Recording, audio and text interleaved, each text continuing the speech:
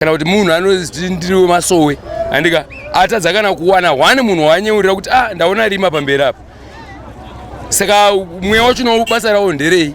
Zvinhu hazvina kungoitika nje because inini pandasvika patebho pangu ndaona moto usati wasvika but zvinhu zvatobiwa kudhaya. Muona inini pachiro zvangu Mudara norombo nezvinhu zvaitika Mudara, zvinhu zvaitika pasina kufungira Mudara.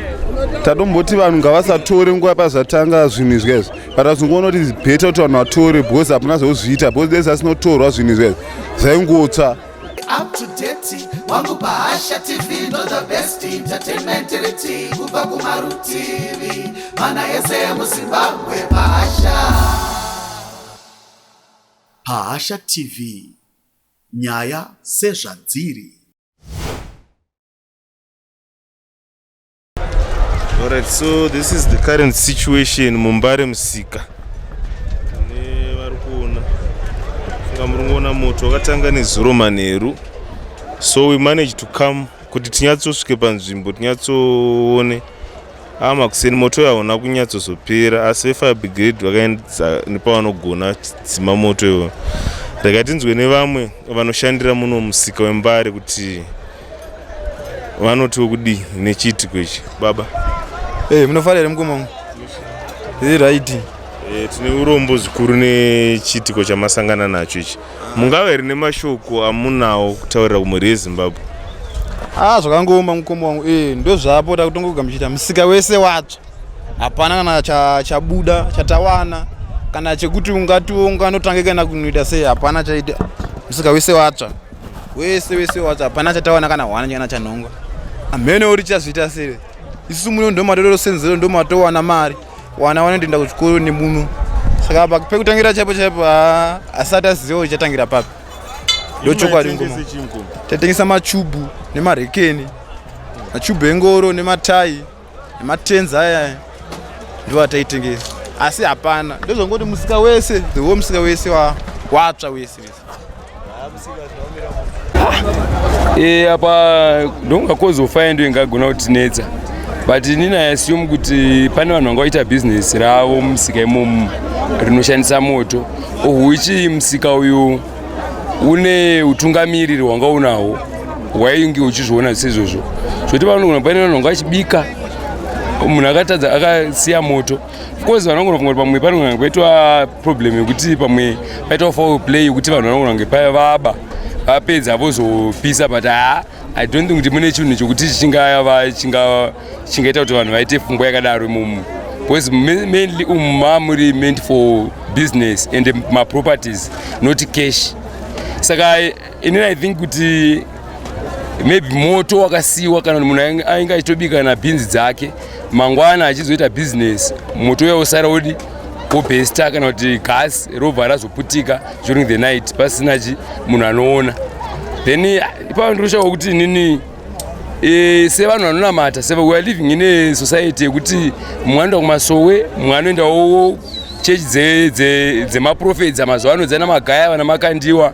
And I wonder why kuti panoshawawo kana one munhu anokwanisawo kuunzirwawo kuhope because Mwari, if it is Mwari ndewedu. I assume kuti it's more than 50 years munhu atsvaga mari yangozotsva one day, but kune munhu anoziti anomuprofita andika kana kuti munhu anoziti ndiri masowe andika atadza kana kuwana wani munhu wanyeurira kuti ndaona rima pamberi apa. Saka mweya wacho basa rawo nderei kana kuchechi kwacho kwati kuenda basa racho nderei. Ilosi inini I was doing my business here. Vanhu most of these people vaita losi yakadai so my relatives and friends angu. But ipapa ndaita loss. Of course mamusina changu but maibva macustomer angu because I was selling my chickens here and I'm now and nditozikana pokutangira. Saka tongotaridza kuti isusu pamwe sehurumende yeZimbabwe nonga vamunangarwa vanogona kutibatsirawo nepavanogona napo kuti vanhu vakwanise kuwana pokutangira because mumwe anga aitobhadhara fees, mumwe anga aitochengetawo nherera, vamwe ndimbuya vanga vakatofirwa, vamwe ndimai vanga vasina murume, vamwe ndibaba chimborume.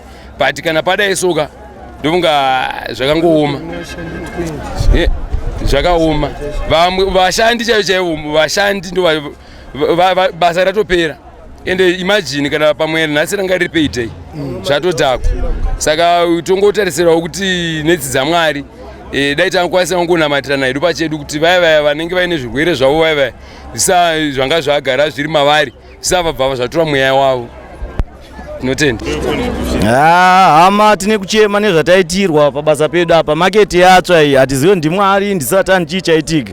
Kunze kwacho kwagarwa kuna mari. Todaisa toraramuse nemhuri vana kuchikoro. Isusu wacho tichadyawo chii tichararama sei? Zvinorwadza izvaitika izvedu hama dzangu. Hamene tobatsirikanawo sei wedu? Tibatsirewo. Titori pakutochema izvozvi. Hatitori nana neremuromo. Kudimburwa makumbo zvese nemaoko. Hapana chekuita. Hatina mate nezvaitika izvi. Ndo patati tichiraramira. Ndo panotoendesawo mhuri dzedu kuchikoro. But semaonero angu zvinhu izvi hazvina kungoitika nje because inini pandasvika patebho pangu ndaona moto usati wasvika but zvinhu zvaa zvatobiwa kudhara. Saka handitozive kuti chii chanyatsoitika chaizvozvo. Mamuchitengesa chi? Matemba. Ndakatobva kuMozambique musi weSunday ndopa patori nemari yese zvokuti izvezvo handina kana pekutangira.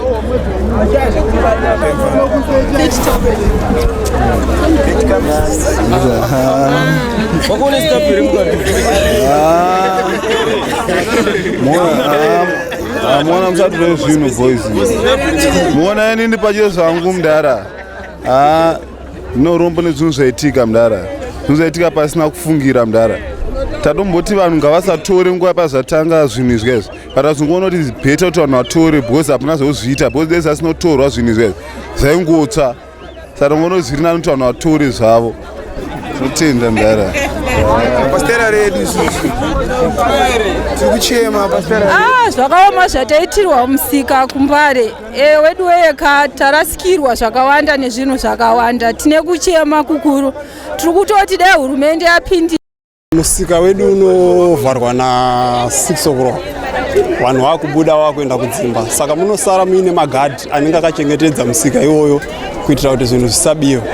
Saka around 9 o'clock ndo patakatanga kuzonzwawo mafoni akupinda kwatiri kuti musika uri kutsva, asi zvairatidza kuti moto wangu watanga kuma 8 o'clock.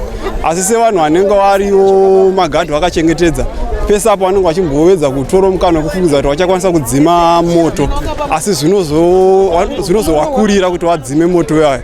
Pavanozofonera mafire brigade moto unenge watofamba chinhano.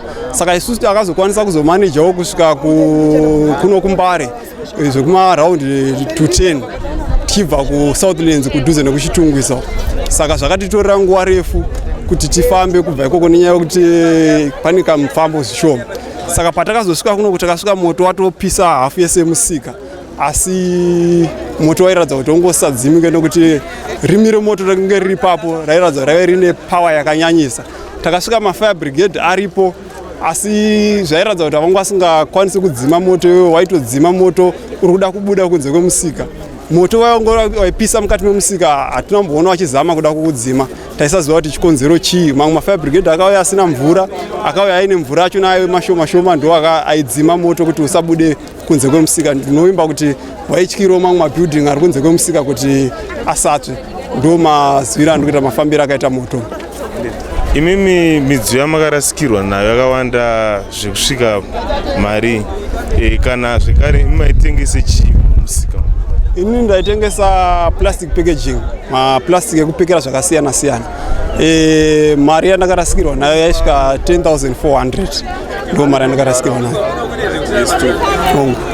Ko moto wekuti uzotange pamuonero inji zvinhu here zvakamboitika mumusika? Makore esati agara aya zvinhu izvi zvagara zvinoitika mumusika wekuti moto unopisa musika asi haupise semapisira waita gore rino. Mapisira waita gore rino ekutanga makore mazhinji unogona kungopisa matebho mairi matatu vanhu vokwanisa kuudzima, wozozvita futi wopisa matebho mairi matatu vanhu vokwanisa kuudzima.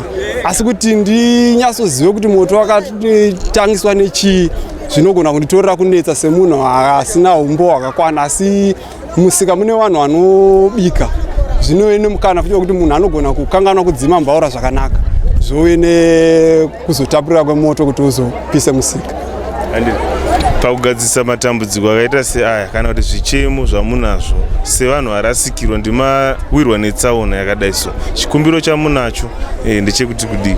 Chikumbiro chatinacho isu ndechekuti zvatotsva kana dziri mari dzinenge dziri musika dzatotsva, kana iri staff inge iri musika yatotsva, izvo hatisina zvatichakwanisa kuzviita.